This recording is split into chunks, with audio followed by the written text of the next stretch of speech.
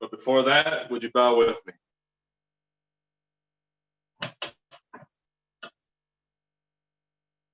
Our glorious and almighty Father, to you we offer our praise and our thanksgiving because you have created us, you created everything around us, and you developed the masterful plan to bring us salvation.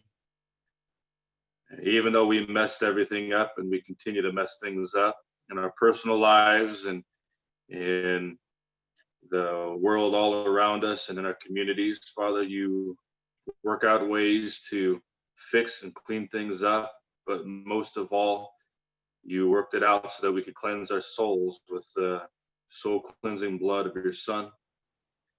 And we ask, dear Lord, that you would help us to keep these things close to our hearts and help us to let it be a part, let it be woven into the way we think, the way we feel, how precious we must be to you, but how precious you ought to be to us, and how richly blessed we are. Father, we pray that you'd be with us as we go into a study of your holy word. We thank you for giving Solomon the wisdom that he may record so many of these proverbs and that we can enjoy the use of them. We can extract so many lessons for ourselves in our daily lives because of this practical wisdom. Father, be with those who need your loving care, those that have lost loved ones, those that are sick, those that are discouraged, especially those that are sick in the soul. Father, we pray that you would trigger something in their hearts and in their minds, that they would look up towards you, that they would follow the advice of Solomon by opening their ears to your commands, opening their ears to what you would have us to do. Help us to do the same. Father, go with us this hour and bless us in the name of your Son. Amen.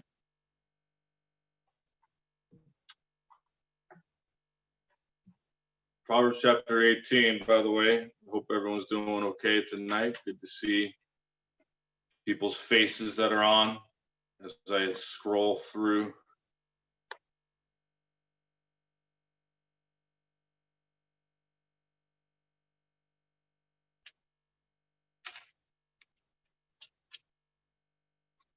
We will begin in verse 9. Last week, we were able to take a look at 3 verses in a row, all of them referring to the way a fool speaks. That helps us to not go down that path. But today, we're going to take a look at verse 9, and after we finish up verse 9, we're going to group up the next 3 verses because I think they all complement each other. They should all be taken into consideration together. So we're going to do that. Now, what I'd like to do, first of all, is just go ahead and isolate verse 9 on its own and consider the wisdom of that verse. Proverbs 18, verse 9. He also that is slothful in his work is brother to him that is a great waster.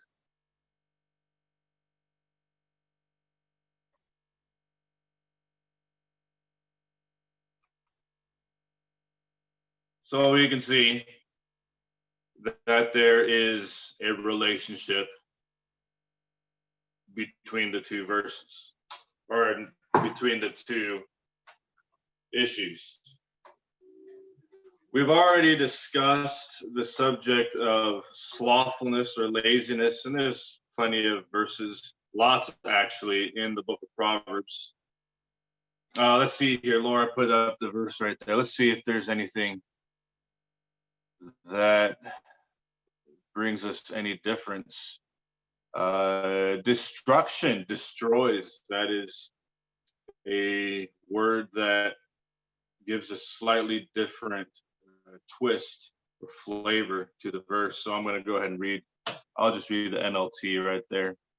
A lazy person is as bad as someone who destroys things. So basically, we can see that there's a relationship between the two. The cut from the same cloth. To be lazy is the same as wasting, or is the same as being destructive. They're just, there might be slightly different flavors, but eventually slothfulness is going to end in destruction. That's basically saying they're cut from the same cloth, they're the same thing, or they have the same result. Now, there's a whole lot of things we could talk about with this. I got a couple verses or a couple other things that I would like to bring to our attention, but I wonder if there's anybody who has any particular first impressions whenever they think of the phrase, what a waste.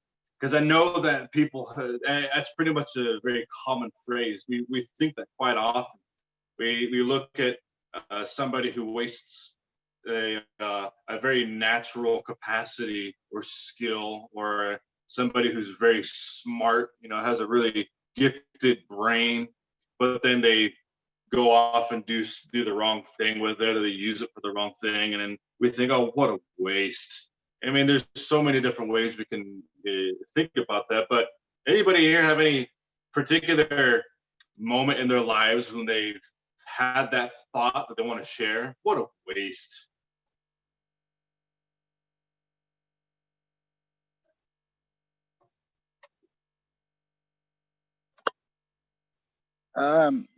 Yeah, actually, Dave, and this is gonna sound a little wrong almost, but I really thought it when my daughter died.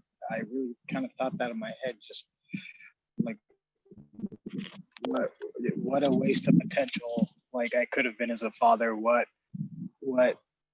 everything I changed my life around it, did everything I could to be a better person, and it just seemed like, well, what a waste, because I didn't have what I was changing for, and I was irrational at the time, thinking that, but I still thought that.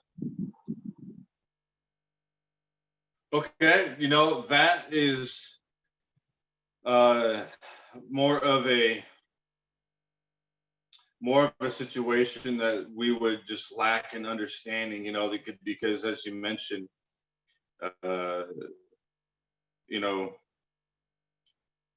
you put time and energy into fatherhood, and then of course she was taken from you. But that would be actually a device of the devil, I would think. What a waste, because there's no way that could be a waste.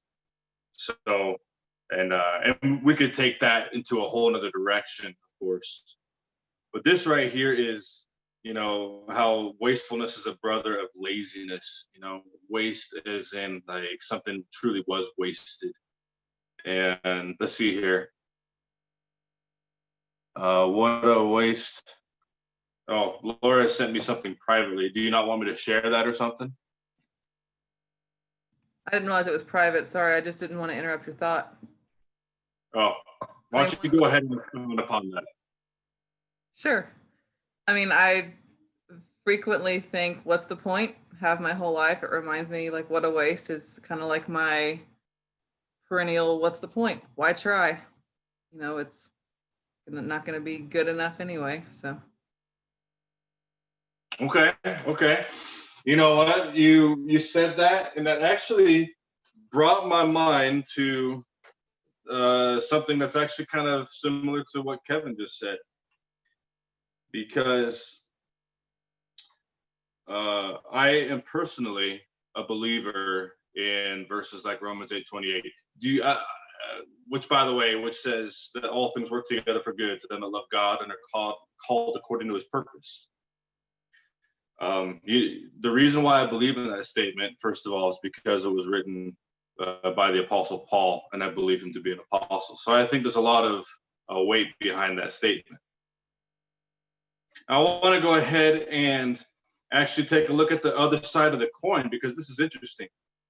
Kevin had a struggle, and of course, understandably so, when his daughter was taken from him. And it was a temptation for him to think, what a waste. Now, this is the other side of the coin I'm examining here. Now, Laura has had a struggle in her life that she just shared. She's often thought to herself, well, what's the point? You know, what's the point of doing this work when it amounts to nothing? And we actually have discussed a lot of that. You know, I mean, just in the past couple of days, Laura and I have talked about some of the people that we had invested in. We spent a lot of time trying to help, and it's very disappointing when you see the fruits of that. It doesn't seem to have amounted to anything. And so it's easy to have the temptation of, what a waste. You know, what's the point? So why try? If you're gonna fail anyway, then why try? Now that's the other side of the coin. Now what we don't want to do is get caught up in the laziness. And I'm gonna just go ahead and call it laziness just because of the context of the verse that we're in right now. Not get caught up in the laziness of just accepting that as some kind of a fact, accepting that as some kind of an appropriate conclusion. What's the point? What's the waste in doing good things? You know, there's a verse in Galatians that says, be not weary in well doing. Basically, don't get tired of doing the right thing. You know, there's a lot of verses out there that we could take a look at. I just had one fly into my head and flew right out. So I apologize for that, but I thought of another one. 1 Corinthians 15:58. I want to share that with you. Oh, I thought of the other verse too. But before we go to that one, 1 Corinthians 15:58. Therefore, my beloved brethren, be ye steadfast, unmovable, always abounding in the work of the Lord, for as much as you know that your labor is not in vain in the Lord. Now, Kevin, I believe, from personal conversations and his own personal testimonies that he has shared, even with this class, has had the capacity to overcome that struggle and that false conclusion of what a waste. He has been able to move past that, but it took hard work. It takes hard work to be able to heal and get past something like what he had to go through. And for Laura to have had to conquer her feeling of what a waste and what's the point, it takes hard work to be able to conquer that. But we want to understand that our work in the Lord is never in vain. And there's the other verse that I was thinking of is in Isaiah, and I believe it's chapter 55, when he says that his word shall not return void, which basically means that wherever you put the word of God, it will accomplish that which he wanted it to accomplish. So that's the other side of the coin. Now, Kevin's and Laura's comments made me, kind of examine the other side of this verse, because we can actually go in the wrong direction and thinking what a waste, when we just can't see the amazing things that God's working out behind the scenes. If you love God and are called according to his purpose, there is no such thing as a waste, because God can make all things beautiful in his time. So thank you, Kevin and Laura, for sharing that perspective. But there is a such thing as a real waste because of laziness. And that's what the verse actually is addressing. So I'm kind of curious what our thoughts are on that. But also I saw a message go through. Jen said, sometimes when you help someone else, God might be using it to help you grow. Absolutely. That's right there.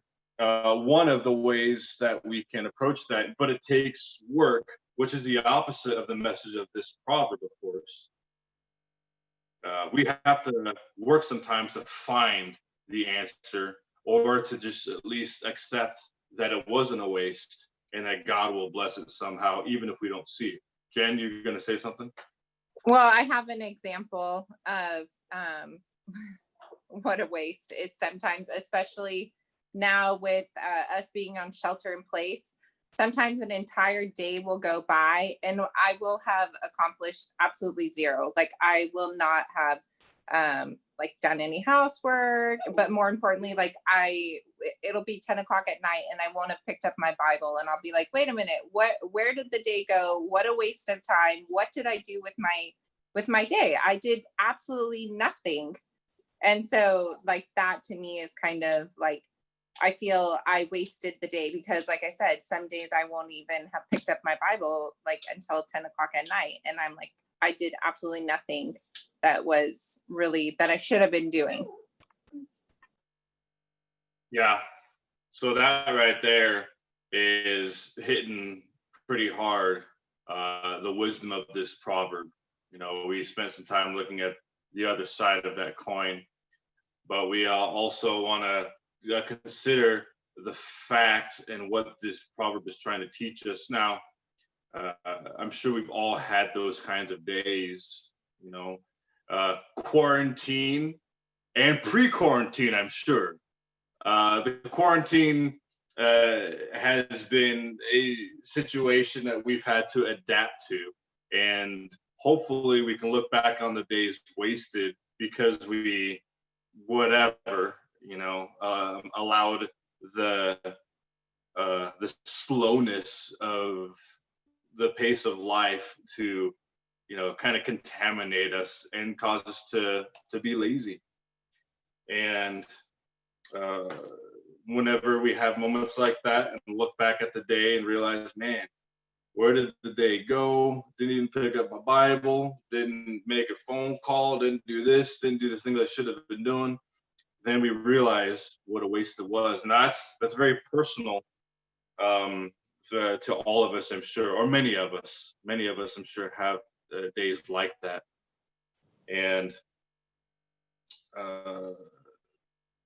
yeah, you know, the waste word is a word that I don't think any of us likes. It's a very negative word. But then when you take a look at the NLT and the other versions, it also uses the word destroy, which is a little bit stronger. And we don't want to ignore the fact that we, through our laziness, or if we allow ourselves to be lazy or slothful, can actually destroy opportunities. It's kind of like a destruction of a day. And that's one of the things that Solomon is trying to help us understand.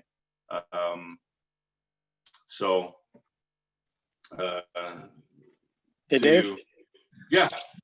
Oh, I'm sorry. I thought you were done. So a good text to go with that, what you just said. Proverbs 24, 33 and 34. A little sleep, a little slumber, a little folding of the hands to rest. Poverty will come on you like a bandit, and scarcity like an armed man. Just goes with exactly like what you were talking about, just sitting around doing nothing all day. Yeah. I actually had Proverbs 24 in my notes that I was going to take a look at. So thank you for reading that to us. I think it actually mentions it similar to that a couple times in the book of Proverbs. But poverty will come as a result of laziness. Now, that's, of course, a habitual, perpetual type of laziness. You know, having a lazy day here and there isn't something that I would think would be, you know, an enormous issue.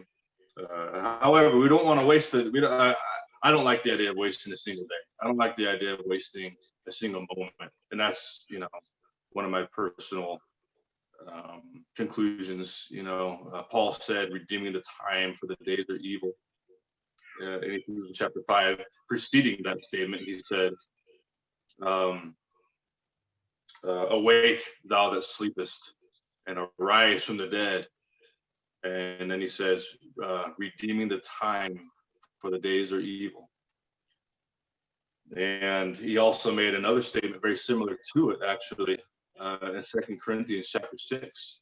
It's verse 2. He says, behold, now is a time, behold, today is a day of salvation. And I like that perspective because he's referring to today. And there's a couple of verses that say things like, while it is called today. There's a psalm that mentions that. And then it's quoted in the book of Hebrews, while it is called today. You know, if you will hear his voice, make sure we keep our faith in him, things like that. Every day is important, and whenever we allow ourselves to get lazy, and we don't, stand up. One of my favorite quotes. I don't know. I think I've shared this before. One of my favorite quotes of all time.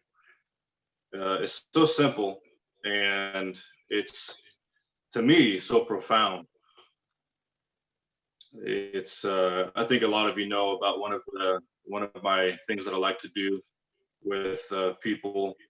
If somebody at least hits the age of 90 or somewhere around there, I like to interview them. They don't know that I'm interviewing them, but I am. And I ask them what their secret is. I really enjoy doing that. It's magical what happens whenever you do that. And this one lady, I asked her, and she was a very active person in the 90s, and her answer was, "Don't sit." So simple, so profound. And the idea behind it is, every day when you get up, you stand up and don't sit. Stay busy. Keep on doing stuff. Keep on working. Stay active.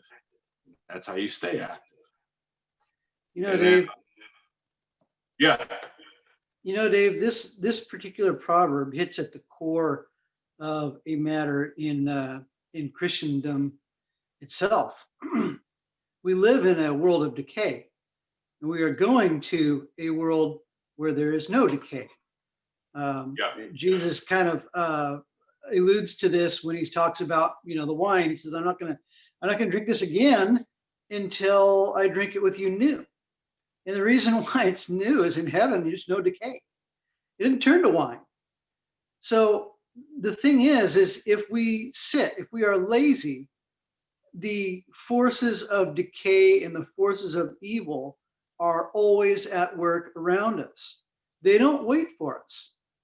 We are required to walk to Jesus, to maintain our walk to Jesus.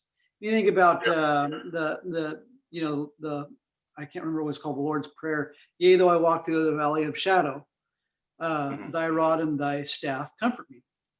There's nothing in there that says, you can sit or, take a right or take a left. You're walking straight through. You're not spending time there. You're not spending time in the valley of the shadow.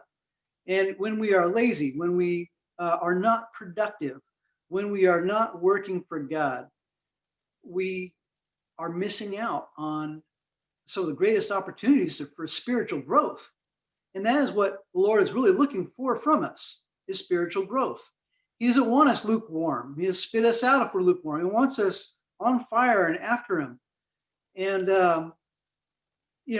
but we even from the fall of man in Genesis, we can see that one of the curses was the thorns and thistles, the weeds. And if you've ever let your lawn alone for a month, the weeds just come in. They will take over and kill your lawn. And then there's, it required nothing for that destruction to happen. There are forces of decay at work in this world. Your house will fall apart, your car will rust, your clothes will get moths, and and Jesus alludes to a lot of this when he's talking about where to store up your treasures. Don't store up your treasures here where thieves can steal it, where moths, can eat holes in your clothes, where termites can get in your house. Store up treasures in heaven. And the reason is because those treasures don't decay. And so in order to partake in those blessings, we have to work. By the sweat of his brow, Adam had to work in a world where there wasn't, a lot of other people, right? There wasn't a lot of other people to bring evil his way, but there were sure a lot of weeds. It just didn't matter.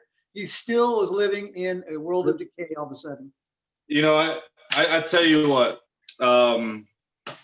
when I think about Adam and what you said about that, now Adam's actually a pretty good example because God gave Adam the task of working. And ever since then, there's been a lot of references toward work and the importance thereof in many capacities. You mostly emphasize spiritual work. And we want to spend some time in our lives thinking about the statement Jesus made to the church in Laodicea when they were being lukewarm. Lukewarm attitude is despicable according to Jesus. And it's can serve us as a metaphor, even though the proverb here in chapter 18, verse 9, can go both ways. It can go physical, it can go spiritual, both the same.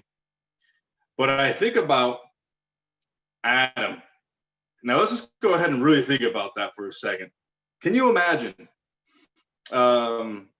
Because anybody who's dealt with weeds hates them. Let me just put it that way. I'm telling you right here, right now, in Idaho, when I had an acre and a half to take care of, I despised weeds. I could not stand those things. They were so obnoxious. And, it took a lot of work. And this property here that I'm living on, there was a period of time where the weeds were taking over. I just didn't have the time to handle all of them. And I tell you what, right now, I walked out of my house and saw the weeds, and man, it just made me sick. Can you imagine Adam after he was kicked out of the garden and what he had to deal with, and when he actually noticed and saw what weeds could do? Because that was the curse that he had to deal with. He went from having the fruit of the Garden of Eden to, sorry, buddy, now you got to deal with weeds. And whenever we don't work, weeds are guaranteed to contaminate. Now think about that with your spiritual life, because there's a metaphor there. If you're not working on your spiritual life, the weeds will show up. Jesus actually mentions it in the parable of the sower. There's a type of seeds that fell in the thorny soil. And without the tending of the thorns and the weeds and everything. The tares and the weeds. Or the tares, that's another one too, actually. The main moral behind that is the tares are wicked people, trying to look like good people, but it's still a very similar idea and something that I get to thinking about the same thing. If we don't work on tending the garden of our spirituality, our spiritual life, the weeds will contaminate. And it can get to a point to where it wastes and brings destruction upon the soul. Now that right there is extremely important. I want to take us to one other verse.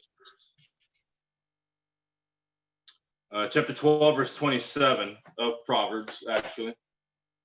The Proverbs complement each other quite nicely. I keep finding myself going back to the Proverbs that we've already studied, or we've already looked at.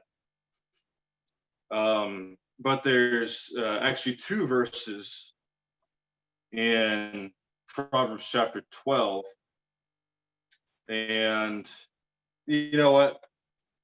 I was going to take a look at verse 27 first, but I would actually like to look at verse 11 first. So, yeah, sorry, Law.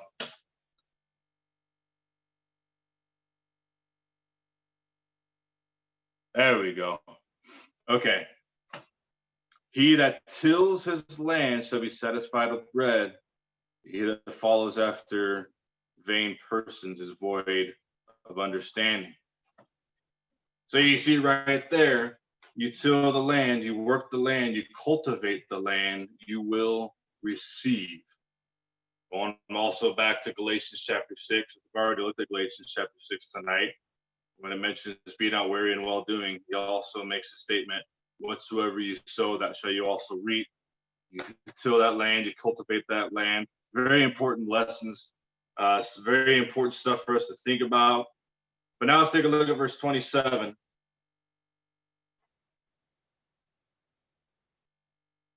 There we go. Okay, now this one I like. I mean, I don't like it because it's not good. But the slothful man roasts not that which he took in hunting, but the substance of the diligent man is precious. Now, the first half is, of course, an echo of what we just read in chapter 18. Now, consider that. The slothful man roasts not that which he took in hunting. And then consider, he that is slothful in his work is brother to him that is a great waste. So what we're kind of finding here is a lack of follow through. We're finding somebody who wants to go out and do the sporty part of life, go out and shoot the deer or whatever animal we're hunting. But then he doesn't cook the thing because he's too lazy. So we find somebody who's willing to do the part that he wants to do, the part that's sport, the part that's fun. But when it comes to actually following through with it, there isn't a completion. And thus, because of that, the meat is wasted. Now, isn't that an interesting metaphor on life? I mean, think about a college graduate who gets that piece of paper but doesn't go out looking for a job. You know, think about somebody who is, I mean,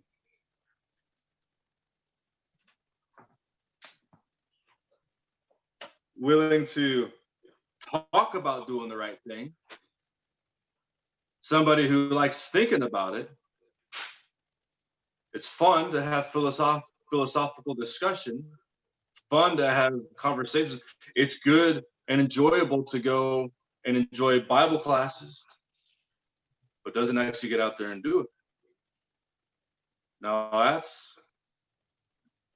that kind of starts to hit close to home for a lot of us in a lot of situations, probably, or maybe it does, maybe it doesn't. But we want to see a follow through. We don't want to waste good things that we did. You know, Laura put a lot of work into putting those iris bulbs out on the south side of the parking lot. And Jen helped, and the kids and I were out there, we were digging holes. We did that part of the job. What a shame it would have been to not water it. You know what I mean? Because then all that work would have been wasted. There's so many different ways to apply it.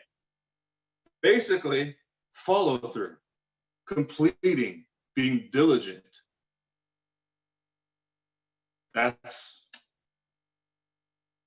the lesson, I guess, you know. We can waste a lot. We can waste a lot of effort, a lot of time. Hey, Dave. And, yeah. I kind of wanted to chime in on the waste part because I felt like we kind of misinterpret what that is, because you know we're put through the furnace.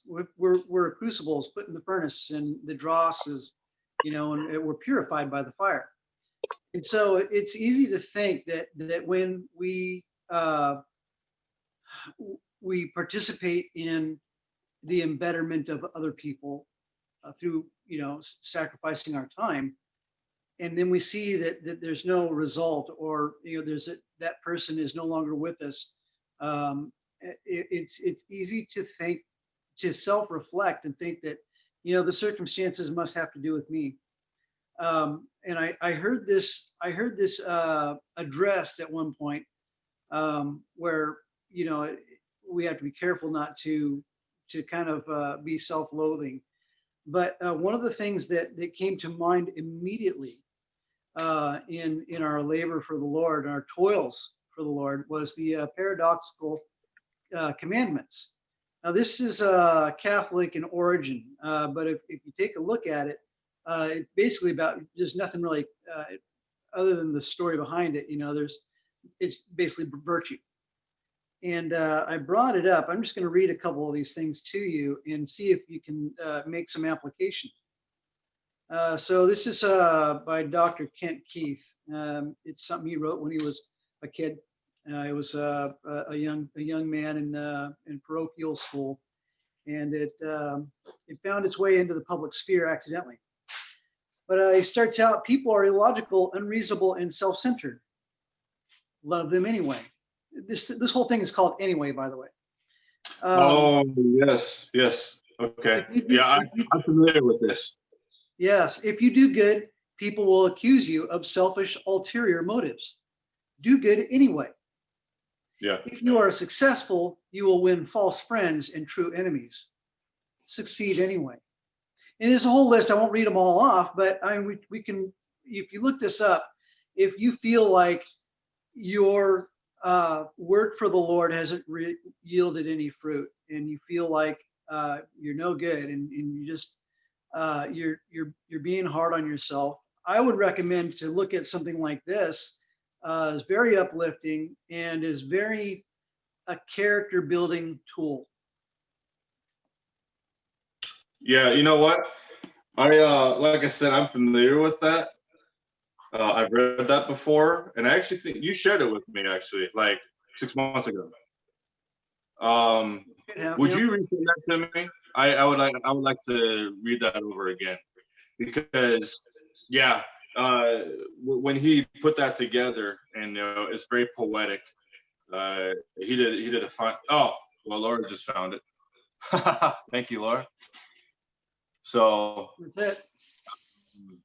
yeah, this hits pretty close to what we talked about before. I think you were a little bit late coming in. I don't know when you came into the class, Lane, but the first part we talked about, your work is not in vain in the Lord, and this is very closely related to that.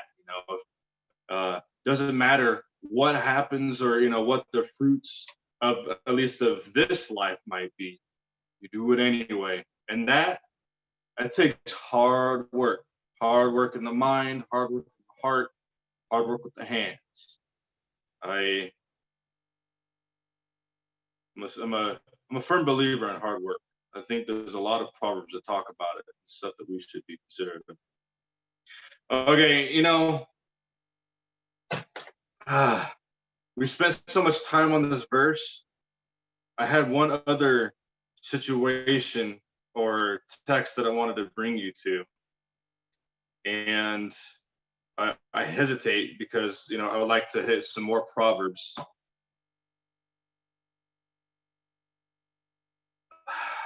I just can't pass it up though. I think one more verse, one more idea, and it's in 1 Kings chapter 12. And we can make it brief so we can hit a couple of the other proverbs before the night is over. I tell you what, we can't talk too much about hard work. Seriously, it's such an important concept, especially our work in the Lord. As Paul made the statement, we know that our work is not in vain in the Lord. Now, in 1 Kings chapter 12, what we have is the story of the divided kingdom, how the kingdom got divided. It doesn't go into a whole lot of detail. Hollywood wouldn't be able to make a movie out of it with just what we have here. I'm sure they'd fill in lots of gaps if they wanted. But we have a real simple story. Rehoboam refused the wisdom of the older, wiser men and listened to his buddies that he grew up with. And Jeroboam came back from Egypt, who happened to be an enemy of Solomon. But after Solomon died, he saw his opportunity to come back and wreak havoc on the kingdom.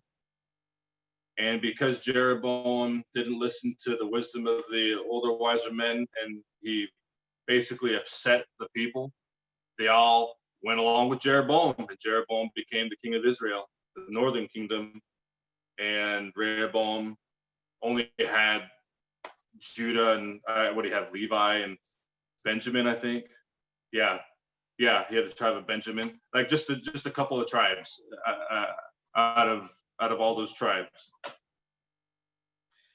But Jeroboam, and let me take a look at the exact verse. I wrote it down. Yeah, okay.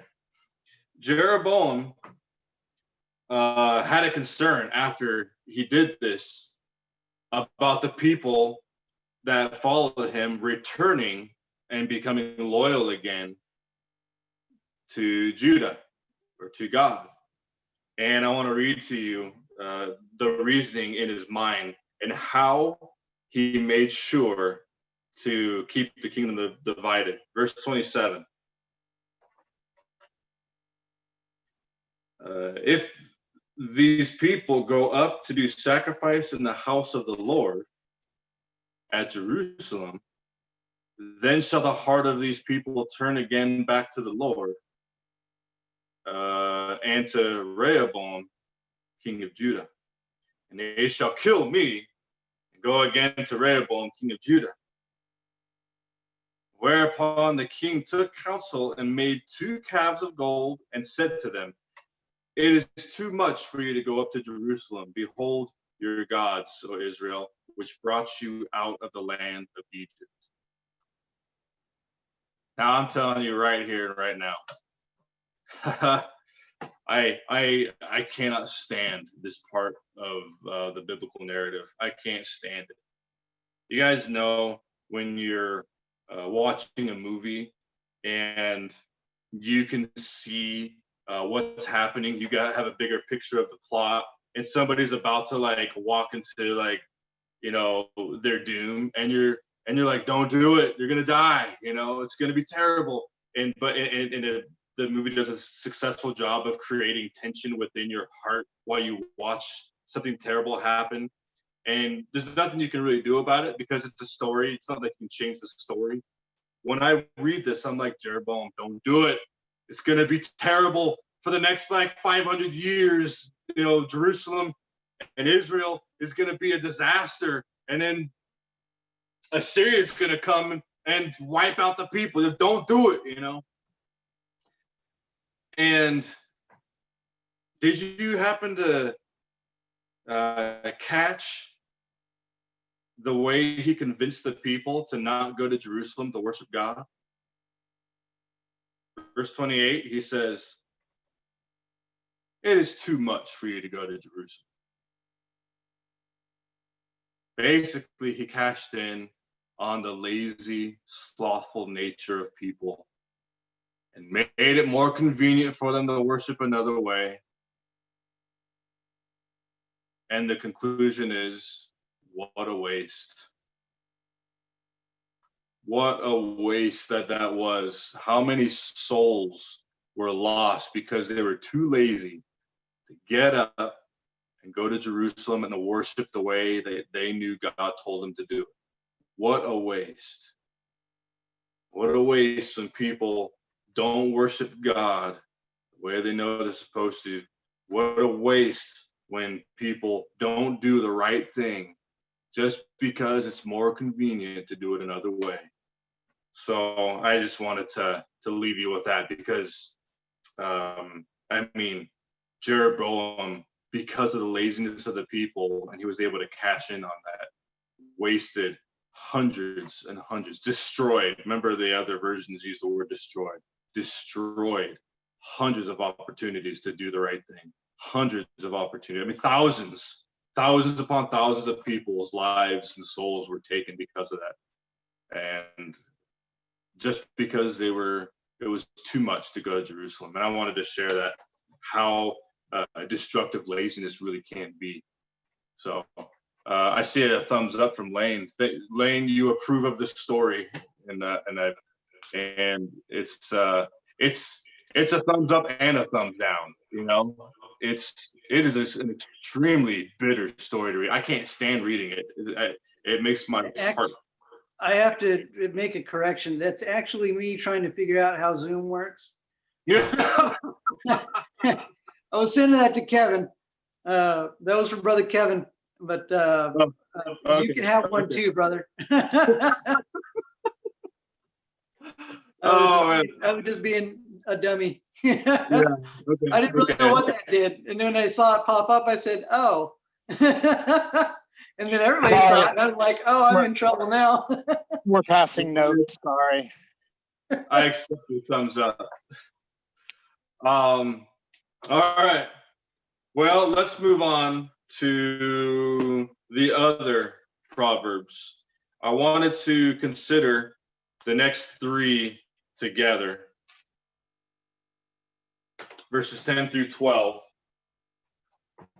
I think they go hand in hand.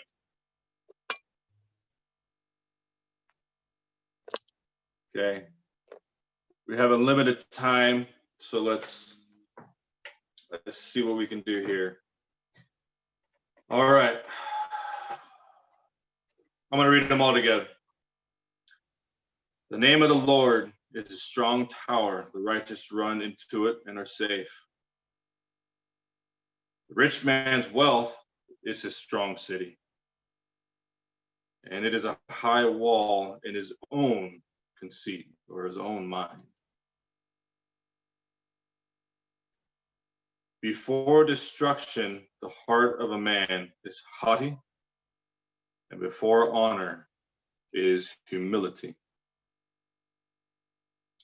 I see the NIV version that Laura posted up. You've found another style of putting up verses. I see you experimenting with Zoom the same way Elaine is. But verse 11, it says the wealth of the rich is their fortified city. They imagine it is a wall too high to scale. So that's kind of a key in verse 11, not kind of a key, that is definitely the key in verse 11. The King James uses the word conceit. It's a high wall in his own conceit. And the NIV says they imagine the walls too high to scale.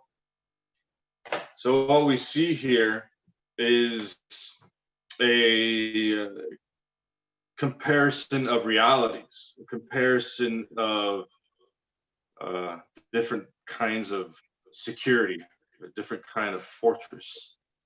Yeah, worldly ones. Yeah, exactly. There is verse 10, the name of the Lord is a strong tower. And then verse 11, a rich man's wealth is his strong city.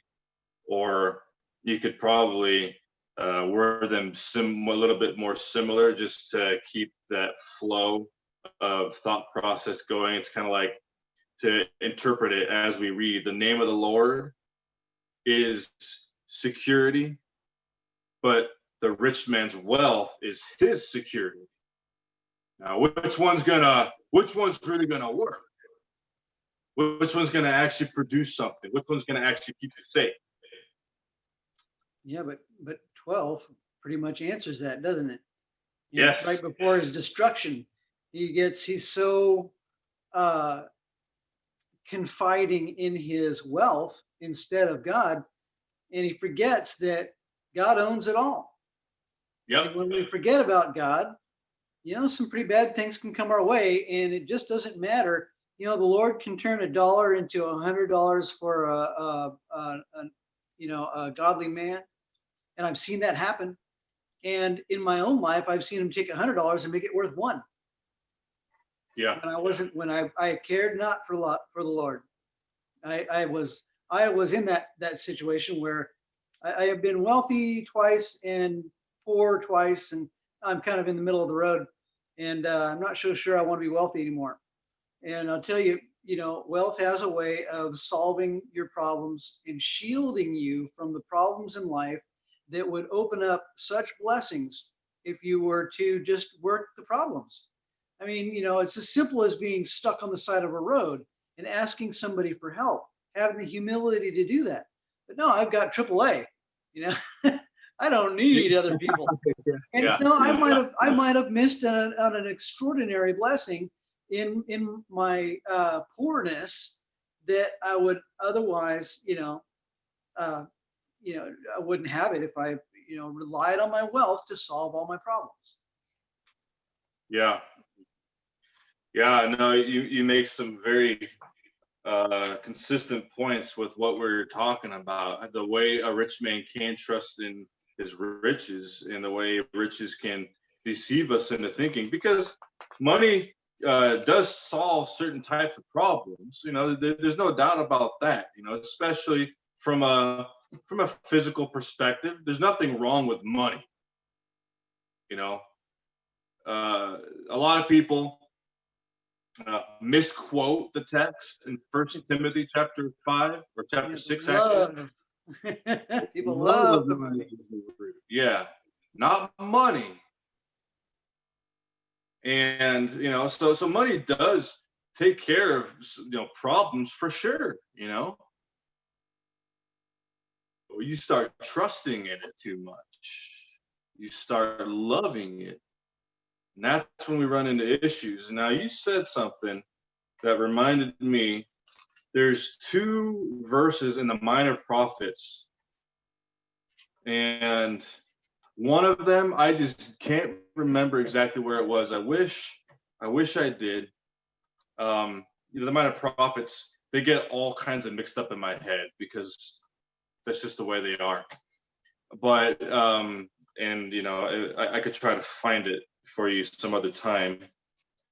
But there was one of the Minor Prophets, and I think it was when he was addressing um, I think it was addressing Israel, because Israel went through a time of affluence. They're very successful. And, the problem is it wouldn't take me that long to find it, but I don't want to make you sit here and wait for me. But God says, something along the lines of, you think your riches are going to protect you, but I can take it all away. And I'm doing, it's way more prolific than that, and everything. But I do want to take it to Haggai. Haggai is a text that I do know where that one is. And it's very similar to what Lane said about God can turn $1 into 100 if he wants. He has the power to do that. And he can take $100 and turn it into pennies. And it's actually in Haggai. And I see that there is something in the chat, so I'll check that after I read this. Now, just the backstory of Haggai. This is a prophet that would be after they returned to Jerusalem, after the Medo-Persian Empire conquered Babylon. And King Darius was a good king, and he took a lot of the people that were enslaved by Babylon and said, "Hey, you guys go home," And the Jews were some of the people that were so blessed to be able to return home. And wait, was it Cyrus or was it Darius? Actually, I think it was Cyrus who did that. I'm sorry, not that it matters that much, but yeah, no, Cyrus is the one who, and Cyrus sent them back.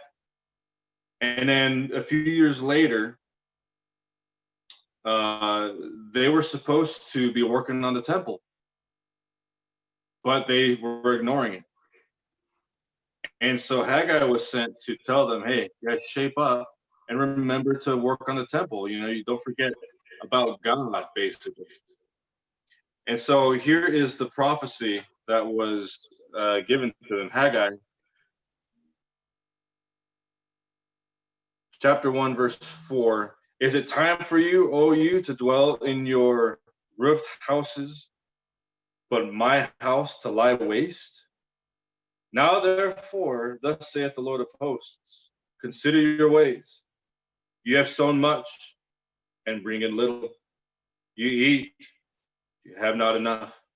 You drink, but you are not filled with drink. You clothe yourselves, but none of you is warm. He that earns wages to put it into a bag with holes. And then he goes on to say that it it's time for you to work on what I told you to work on, because God can take away. The Lord gives and the Lord takes away. He is able to do that.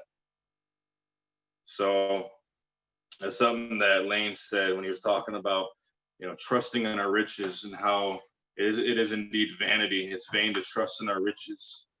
But the name of the Lord is a strong tower. Let me take a look at the chat. Let's see here. Oh,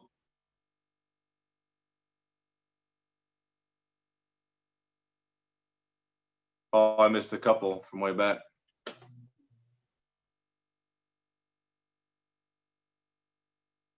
Oh, okay. Money comes and goes. You can lose everything except God. He is always constant. Absolutely. And that right there is a nice summing up of the point, the main point, that doesn't matter what you have, doesn't matter what you don't have. If you have God, then you are safe, you're secure. The righteous run to it and are safe.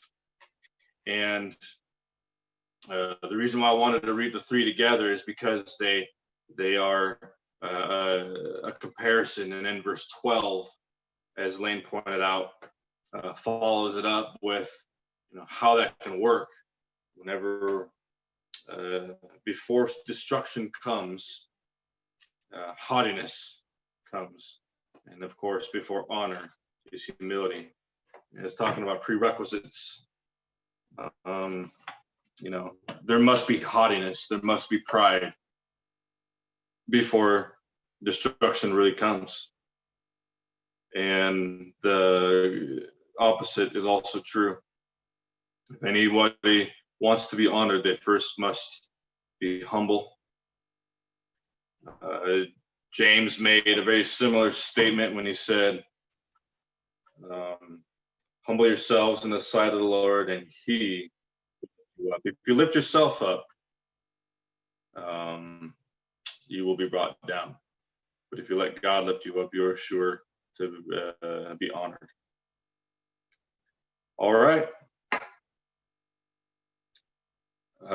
These are some pretty powerful Proverbs, and I particularly like verse 9, quite honestly, because I don't like the idea of waste. I just don't like it. I don't like the idea of laziness. I have been lazy, and I've worked hard, and I definitely like it better when I'm working hard. It's a much better way of life. Brings much more satisfaction. But also, I've trusted in myself. I've trusted in, physical things, wealth and riches, but I've trusted in God. And it's a whole lot better to trust in God. So, all right. Well, let's go ahead and finish up. Lord, did you want to put the announcements up? We just have a couple of reminders. I'm not aware of any new announcements for this week, but continue to pray for the assisted living facilities, specifically, at least in our number, would be Dwight, but of course across the land. And Jeannie's uncle recently passed, so I want to keep her and the family in our prayers. And the Bible Brats meeting will once again be this Sunday afternoon. We're going to have it for the next few Sundays until we get things launched and things up and ready. So July 19th, we will have another. It's going to be about 10 a.m. that we start it. And don't forget about the trip that's coming up. And that's all I got. So let's go ahead and be dismissed. Lane, I'm going to ask you if you would dismiss us, if you would be so kind.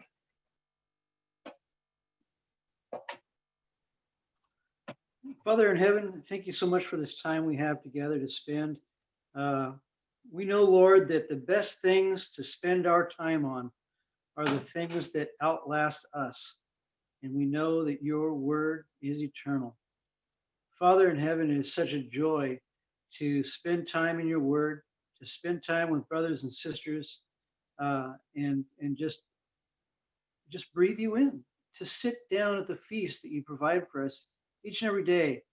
But it's just so much sweeter when we have our friends, our brothers and sisters with us.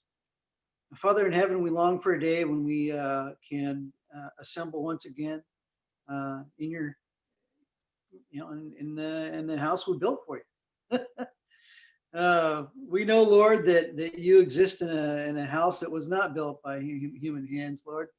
And we know that no matter where we are, you're with us. We long, Lord, to be with one another and share our stories and share our experiences, Lord, and just grow in you. Help us to take the lessons that we learned today and incorporate them into our lives. Write the words of Scripture on our hearts, Lord, so we can retain it and it can become useful in our lives at the right moment in time. Father in heaven, we thank you so much for Jesus, because without him, Lord, this would all be vain. Father in heaven, we thank you for Jesus. We thank you for his act on the cross, his passing away, his burial, and his resurrection, which gives us hope. The resurrection we long for, Lord. We long for your return, Lord. We long to be with you. We love you. It is in your name we pray. Amen. Amen. All right.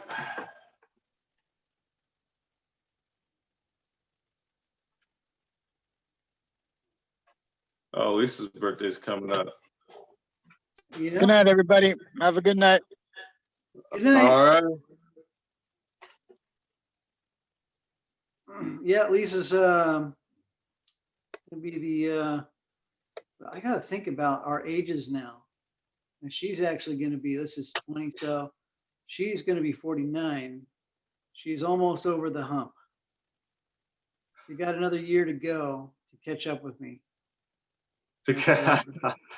It's a busy week for us. So we've got a good night, Jeannie.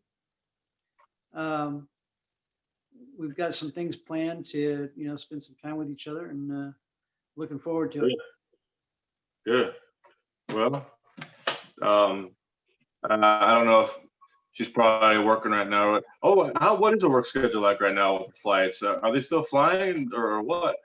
Well, yeah, you can fly. I mean, we fly, and we flew to Maine a while back and came back. There's no restriction on flying. It's you're supposed to self-flog. They don't flog you. So we just hop on and go. And it's very easy to fly right now. There's not a lot of people on the airlines. And then there's also a no middle seat rule. So if you're worried about getting that middle seat, there's no one going to be in it because of COVID-19. They have to have social distancing, and that's how they do it. Hey, nice. Yes, they're nice flights. But she is not working right now. She still gets her benefits and stuff, so she gets the pre-flights. But it's been hard on us, and I've actually had a couple of conversations with my boss because I've had lighter hours, so it's kind of a double whammy.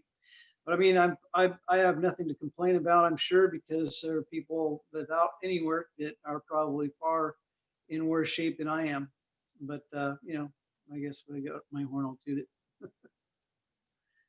But yeah, she's not working, but she has enjoyed the time off for sure. Yeah. Okay. Well, tell her happy birthday for us. I will. She's actually, she could use some prayer. She just went in for a procedure